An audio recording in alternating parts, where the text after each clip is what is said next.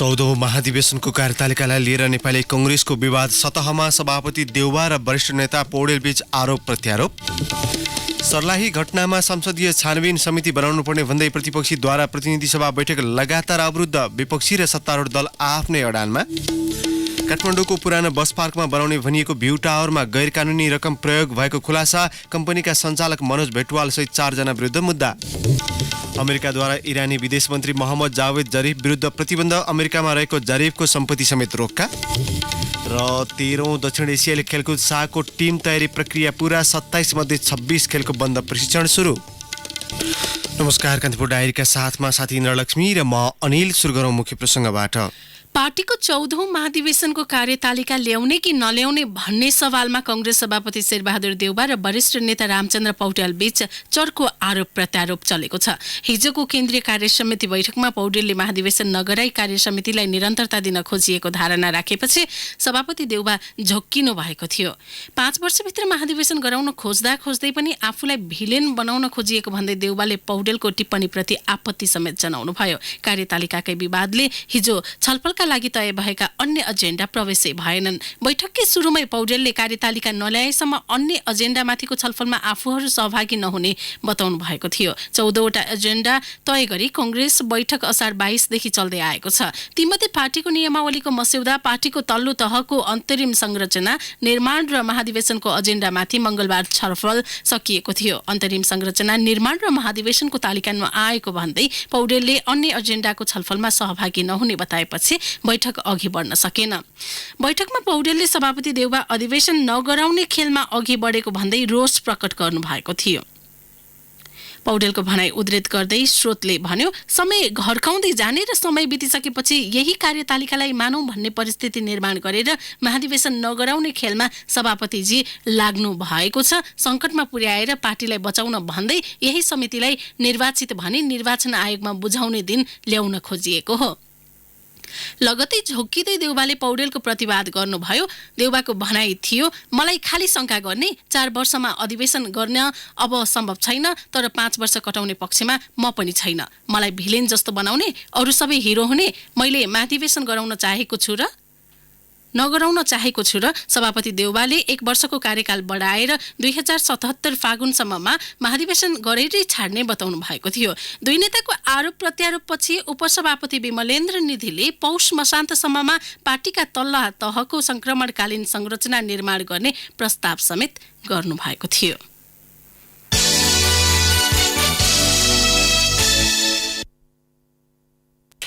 प्रमुख प्रतिपक्षी कांग्रेस र राष्ट्रिय जनता पार्टी राजपाले सर्लाही घटनामा संसदीय छानबिन लगायतका माग राखी हिजो फेरि प्रतिनिधि सभा बैठक अवरुद्ध गरेका छन्। सभामुख कृष्णबहादुर महराले बैठक सुरु भएको जानकारी गराउने बित्तिकै सांसदहरू रोस्टम घेर्न गएका थिए। उनीहरूलाई मर्यादा पालकले रोकेपछि झण्डै 1 घण्टा नाराबाजी गरे। सभामुखले सांसदलाई आफ्नो आसनमा बसेर बैठक सञ्चालनमा सहयोग गर्न पटक पटक आग्रह गर्नुभयो, तर सांसदहरूले त्यसलाई बेवास्ता गर्दै सर्लाही घटनामा संसदीय छानबिन समिति गठन गर्नुपर्ने, निर्मला काण्डका दोषीमाथि कारवाही हुनुपर्ने, गिरिशचन्द्र लाल आयोगको प्रतिवेदन सार्वजनिक गर्नुपर्ने, संसदीय सर्वोच्चता कायम गर्नुपर्ने, मानवाधिकारको हनन बन्द गर्नुपर्ने लगायतका नारा लगाइरहे। दुवै दलले यिनै माग राखेर असार 24 गतेदेखि संसद निरन्तर अवरोध गर्दै आएका छन्। संसदीय छानबिन समिति बनाउनु पर्ने र बनाउन नहुने परस्पर विरोधी दलीय अडानका कारण प्रतिनिधि सभा लगातार अवरुद्ध छ। विपक्षी र सत्तारूढ दल अडानमा लचिलो नहुँदा समस्याको गाँठो पुग्न सकेको छैन। सभामुख कृष्णबहादुर महरा सत्तारूढ र विपक्षी दलको चेपुवामा हुनुहुन्छ। उहाँले कार्यव्यवस्था समितिको बैठकबाट निकास निकाल्ने प्रयास गरिरहनु भएको छ।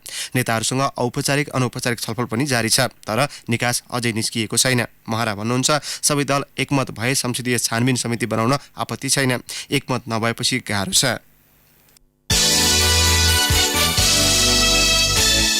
राष्ट्रिय मानवाधिकार आयोगले चन्द समूहका सर्लाही जिल्ला इन्चार्ज कुमार पौडेललाई गोली हानेका प्रहरी अधिकृत तथा जवानहरूसँग हिजो बयान सुरु गरेको छ। पहिलो दिन आयोगले बिहान 8 बजेदेखि साँझ अबेरसम्म 6 जना प्रहरीसँग बयान लिएको छ। घटनामा प्रत्यक्ष संलग्न अन्य 6 जनालाई आज बोलाइएको छ। बयानका क्रममा एक प्रहरी अधिकारी मुठभेड भएको दावी गर्दै आफूले पौडेलमाथि 6 गोली हानेको स्वीकार गरेका छन्। आयोगका सदस्य गोविन्द शर्मा पौडेलले ती अधिकारीलाई सोध्नु भएको थियो, हानाहान भएको भए तपाईलाई चाहिँ किन गोली लागेन त? उनको जवाफ थियो, मैले गोली छले। पौडेलले गोली हान्दा पौडेल र तपाईँ बीचको दूरी कति थियो भनेर सोध्दा ती अधिकारीले 2 मिटर रहेको बताएका थिए। प्रहरी अधिकारीको जवाफपछि आयोगले 2 मिटरको दूरीमा गोली छल्न सकिन्छ कि सकिँदैन भन्ने प्रश्नको निरूपण गर्नुपर्ने भएको छ। आयोगको निर्देशन अनुसार बयानमा आएका प्रहरीले गोली लागेपछि ढलेका पौडेलको तस्बिर समेत ल्याएका थिए। त्यसमा पौडेलको जिउ थिलथिलो हुने गरी कुटपिट भएको प्रष्ट देखिने प्रमाण रहेको आयोगको दाबी छ। आयोगका एक अधिकारीले भने पौडेललाई गोली हान्नु अघि समातेर कुट्नु विधि कुटे जस्तो तस्बिरमा देखिन्छ। पौडेलको मृत्यु भिडन्तमै भएको हो भन्नेमा शंका गर्नुपर्ने प्रशस्तै ठाउँ भेटिएका छन्। जलेश्वर स्वच्छन्द बिकोई बिल्डर्स प्रणालीले पुरानो बस पार्कमा निर्माण थालेको 29 तले काठमाडौँ भ्यू टावरमा गैर कानुनी रूपमा सङ्कलित रकम प्रयोग भएको भेटिएको छ। सिङ्गापुरमा सङ्कलित रकम हुन्डीबाट नेपाल भित्राइएको आरोपमा राजस्व अनुसन्धान विभागले हिजो बिल्डर्स सञ्चालक मनोज भेटवालसहित 4 जना विरुद्ध काठमाडौँ जिल्ला अदालतमा मुद्दा दायर गरेको छ। गैर कानुनी रूपमा हुन्डी कारोबार गरेकाले विदेशी विनिमय ऐन अनुसार कारबाही हुनुपर्ने भन्दै विभागले उनीहरूसँग 4 करोड 60 लाख रुपियाँका दरले बिगो अनि त्यसको 3 गुणा सजाय र 3 वर्ष कैद सजायको माग दाबी गरेको छ। बरामद भएको 4 करोड 60 लाख जप समेत हुनुपर्ने माग दाबी छ। विभागका अनुसार निशा गुरुङले सिङ्गापुरमा रहेका आफन्त साथीहरू र अन्य व्यक्तिसँग काठमाडौँ भ्यू टावरमा लगानी गर्ने भनी रकम सङ्कलन गरेकी थिइन्। त्यो रकम राष्ट्र ब्याङ्कको अनुमति बिना गैर कानुनी रूपमा हुन्डीबाट नेपाल भित्रिएको विभागको आरोप छ। त्यसक्रममा राजकुमार विष्ट अनि उनका भाइ शिव विष्टको सहयोगमा भेटवालसँग मिलेमतो गरी रकम प्रयोग गरिएको विभागको अनुसन्धानबाट खुलेको छ। मुलुकमा धान रोपाई हुने क्षेत्रफल 1,80,000 हेक्टरले घटेको छ। कृषि तथा पशुपक्षी विकास मन्त्रालयको विवरण अनुसार 2075 मा 15,52,469 हेक्टरमा धान रोपाई भएको थियो। 2076 मा आइपुग्दा रोपाईको क्षेत्रफल घटेर 13,71,706 हेक्टरमा झरेको छ। मन्त्रालयका अधिकारीले भने चैते र बर्खे धान रोपाईको क्षेत्रफल टुक्र्याएकाले क्षेत्रफल घटेको दाबी गरेका छन्। मन्त्रालयका प्रवक्ता तेजबहादुर सुवेदीले भन्नुभयो 15.5 लाख हेक्टर दुवै धान रोपाईको क्षेत्रफल हो। यो वर्ष ब्रेकडाउन गरेका छौं। बर्खे धानको क्षेत्रफलमा हिउँदेको घटाउँदा केही कमी देखिएको उहाँले बताउनुभयो। यद्यपि प्लटिङ र निर्माणका काम तीव्र भएकाले विगतभन्दा क्षेत्रफल केही घटेको उहाँ स्वीकार्नुहुन्छ।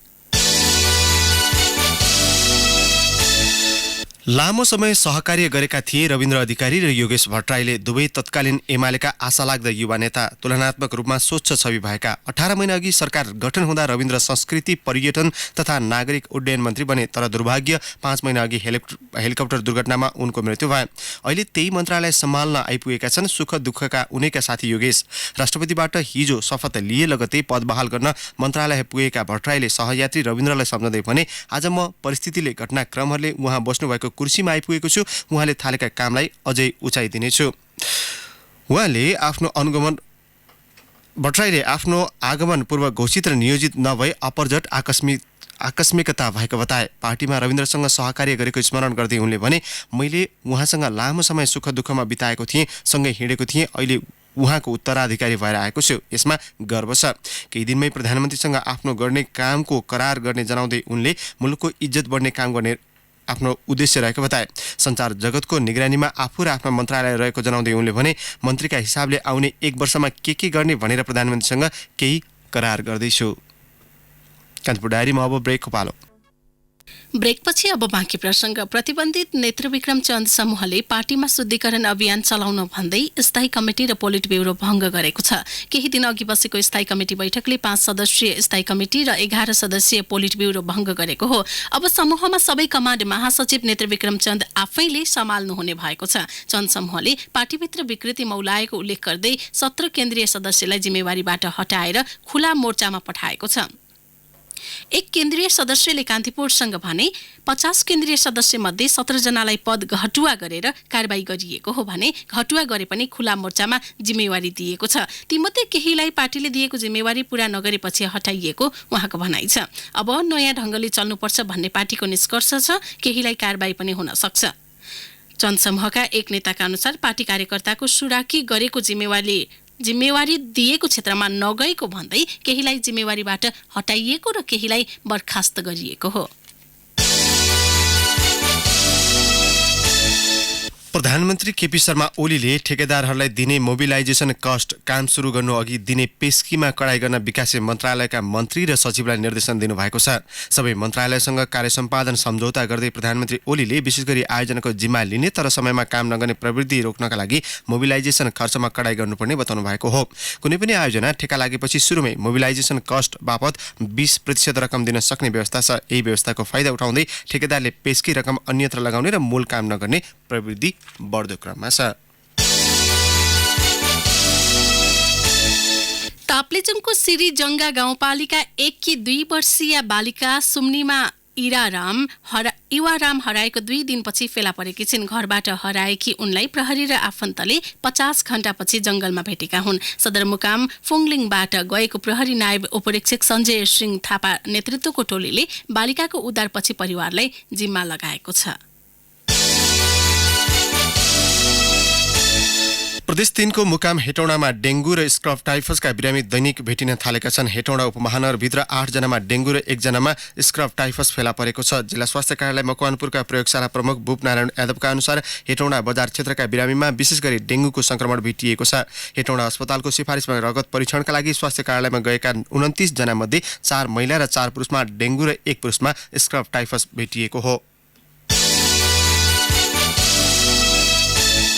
भूकम्प गएको 5 वर्षमा पुनर्निर्माणमा पाउने 3 खर्ब मात्र खर्च भएको छ। राष्ट्रिय पुनर्निर्माण प्राधिकरणका अनुसार 5 वर्षको अवधिमा 2 खर्ब 76 अर्ब 30 करोड 48 लाख रुपियाँ खर्च भएको हो। सबैभन्दा बढी खर्च सरकारी ढुकुटीको भएको छ। दात्री निकायले प्रतिबद्धता गरे अनुसारको रकम भने आएको छैन। नेपाल सरकारको 1 खर्ब 75 अर्ब 52 करोड 33 लाख खर्च भएको छ।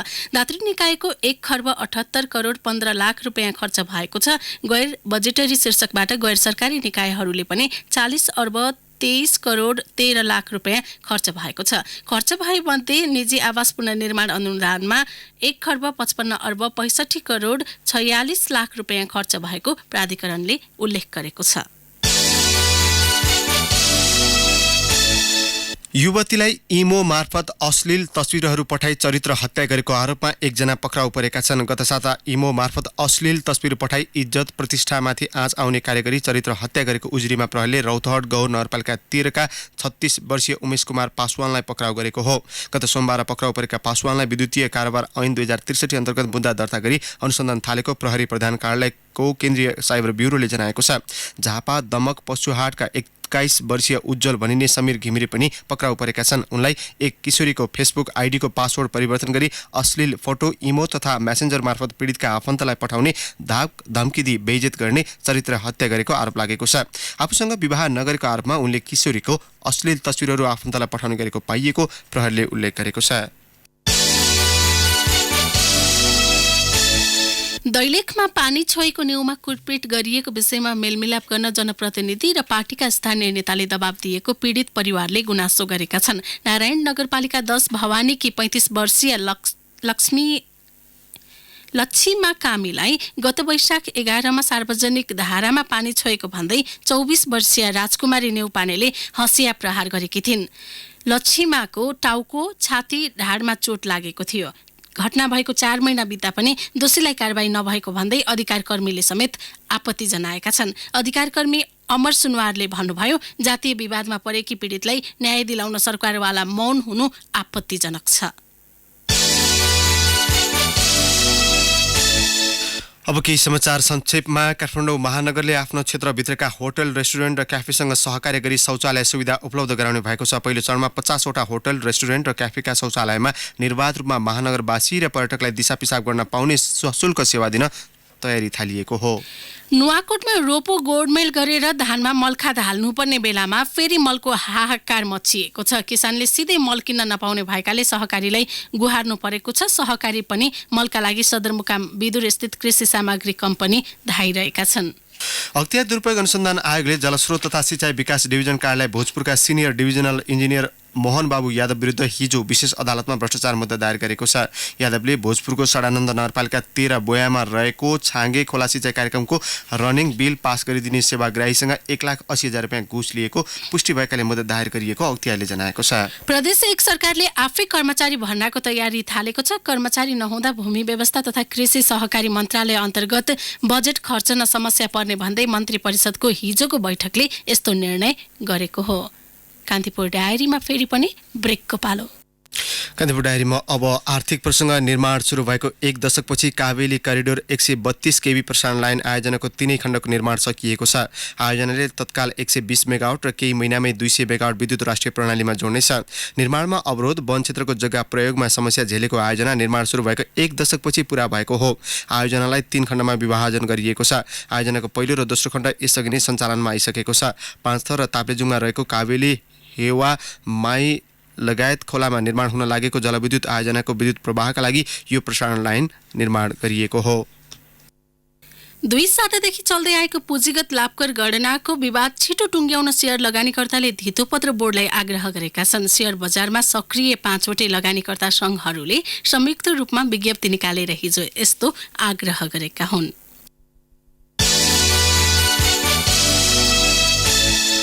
अब एउटा अन्तर्राष्ट्रिय प्रसङ्ग। अमेरिकाले इरानी विदेश मन्त्री जावेद जारिफ विरुद्ध प्रतिबन्ध लगाएको छ। साथै आफ्नो मुलुकमा रहेका जारिफका सबै सम्पत्तिमाथि समेत अमेरिकी विदेश मन्त्रालयले प्रतिबन्ध लगाएको छ।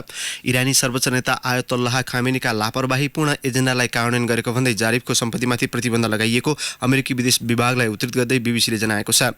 इरानी विदेश मन्त्रीले भने आफ्ना एजेन्डालाई चेतावनीका रूपमा लिएका कारण अमेरिकाले प्रतिबन्ध लगाएको भन्दै प्रतिक्रिया दिनुभएको छ। सन् 2015 को अमेरिका र इरान बीचको आणविक सम्झौताबाट अमेरिका पछि हटे यता दुई मुलुक बीचको सम्बन्ध तनावपूर्ण बन्दै आएको छ। साथै इरानमाथि अमेरिकी प्रतिबन्ध र खाडीको सामुद्रिक मार्गमा इरानले पुर्याएको अवरोधका कारण सम्बन्ध थप बिग्रिएको छ। अब खेल प्रसङ्ग। दक्षिण एसियाली खेलकुद सागको 13औं संस्करणका लागि नेपालको टिम तयारी प्रक्रिया लगभग पूरा भएको छ। सागमा समावेश गरिएका 27 मध्ये क्रिकेट बाहेक 26 खेलको बन्द प्रशिक्षणले पूर्णता पाएको छ। राष्ट्रिय खेलकुद परिषद राखेपले साउन 1 देखि नै बन्द प्रशिक्षण सुरु गर्न सम्बन्धित खेल सङ्घलाई निर्देश गरेको थियो। केहीले त्यतिबेलै प्रशिक्षण सुरु गरिसकेका छन् भने विभिन्न कारणले रोकिएका खेलको बन्द प्रशिक्षण पनि आजबाट सुरु हुँदैछ। अब मौसम। काठमाडौँ उपत्यका सहित मुलुकभरको मौसम बदलिरही केही स्थानमा वर्षा हुने जल तथा मौसम पूर्वानुमान महाशाखाले जनाएको छ। केही बेरअघि 20.7 डिग्री सेल्सियस मापन गरिएको काठमाडौँ उपत्यकाको अधिकतम तापक्रम आज 31 डिग्रीसम्म पुग्न सक्नेछ। सूर्योदय बिहान 5:27 भयो भने सूर्यास्त बारे साँझ 6:56 हुनेछ। हवस्, नै प्रसङ्गसहित कान्तिपुर डायरीको यो बुलेटिन अहिलेलाई यहीँ सकिन्छ। हाम्रो अर्को बुलेटिन बिहान 8 बजे डेभलपमेन्ट एन्ड इकोनोमिक्स डायरी हुनेछ। तबसम्मका लागि कान्तिपुर डायरीबाट साथी नरलक्ष्मी र म अनिल बिदा माग्छौँ। नमस्कार। सूचना र मनोरञ्जनको संवाहक रेडियो राष्ट्रको रेडियो कान्तिपुर।